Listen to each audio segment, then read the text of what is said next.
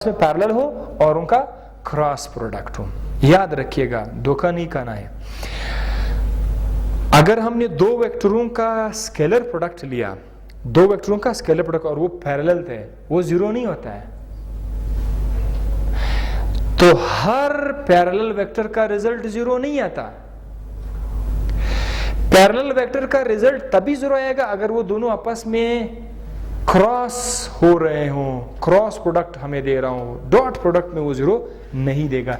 इसीलिए ये दो वेक्टरों का रिजल्ट जीरो आ गया है। तो हम ये, अगर हमसे पूछा जाए कि दो वेक्टर है उनका रिजल्ट जीरो आ गया है, तो आपके ज़हन में क्या क्या जवाब आएगा? दो वेक्टर, हम ये कहेंगे कि या तो दो वेक्टर है, दोनों का मैग्नीट्यूड आपस में बराबर है लेकिन अपोजिट डायरेक्शन में है।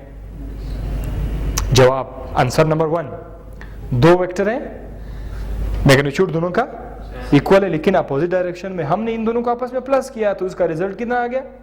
जीरो आ गया। एक पॉसिबिलिटी ये है जो कि बिल्कुल पिछले लेक्चर में हमने पढ़ा था। अब एक और ऑप्शन ये है, दो वेक्टरों का रिजल्ट जीरो आ सकता है। वो कैसे? अगर एक वेक्टर ए दूसरे वेक्टर बी के साथ क्रॉस प्रोडक्ट में मल्टीप्लाई हो रहा हो और दोनों पैरेलल हो तो इनका रिजल्ट भी क्या आएगा? जीरो आएगा। सो दो मुमकिन चांसेस है जिसमें रिजल्ट जीरो आ जाता है। In terms of unit vector, unit vector के केस में हम लोग अगर देखें, मतलब ये पैरेलल वेक्टर के केस में आई तो जे के साथ पैरेलल नहीं है ना, आई तो जे के साथ परपेंडिकुलर है। तो आई को आई के साथ मल्टीप्लाई करेंगे, हिलाएगा, i cross i is equal to zero. ये बिल्कुल स्केलर प्रोडक्ट का अपोजिट है। ठीक है, जो स्केलर प्रोडक्ट में जीरो आ रहा था वो यहां पर मैक्सिमम दे रहा है। J cross j is equal to zero. J cross j का मतलब क्या है कि दोनों वेक्टर आपस में पैरेलल है।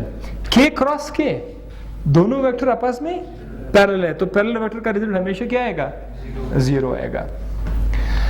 Cross product of equal vector is also zero. Equal vector पर क्या चीज है? ये पैरेलल है, मैग्नीट्यूड भी इनका सेम है। इस बार इसका दोनों का मैग्नीट्यूड भी सेम है, कोई फर्क नहीं पड़ेगा। मैग्नीट्यूड सेम है या डिफरेंट है, इनका क्रॉस प्रोडक्ट जीरो आएगा। वजह, रीजन, जब ये दोनों इक्वल है तो इक्वल मतलब कि इनके दरमियान एंगल 0 डिग्री है। अगर एंगल 0 डिग्री है तो यही हिसाब आएगा। एंगल 0 है तो साइन थीटा की जगह 0 लगाएंगे, साइन 0 0, तो अगेन रिजल्ट इज 0। सो इस केस में A cross B is again, vector A cross vector B is again is equal to 0। इधर निशान जरूर लगाया करें, बिकॉज निशान लगाने से और निशान ना लगाने से बहुत बड़ा जो है फर्क है, डिफरेंस हमारे पास आते हैं। निशान लगाया वेक्टर है, निशान नहीं लगाया मैग्नीट्यूड ऑफ द वेक्टर है। ठीक है, so this was the topic of today. Next topic में आपको इंशाल्लाह टॉर्क पढ़ाते हैं। Thank you.